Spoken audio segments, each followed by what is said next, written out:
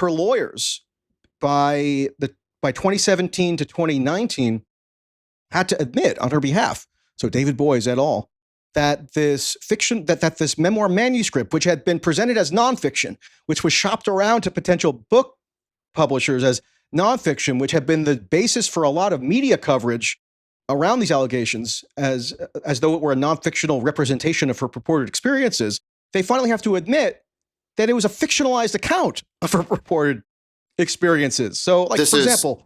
This is VRG's own lawyers admitted. Yes. So they basically said that this manuscript, which had been the basis for her story and... a lot of the mythology is that fake. Bill Clinton was on the island, and you're saying that's just completely untrue. And that came from VRG's manuscript, which ultimately they had to admit was a work of fiction, nonfiction. At least her own lawyers did. So her quote, the memoir finally gets published in some capacity in October of last year.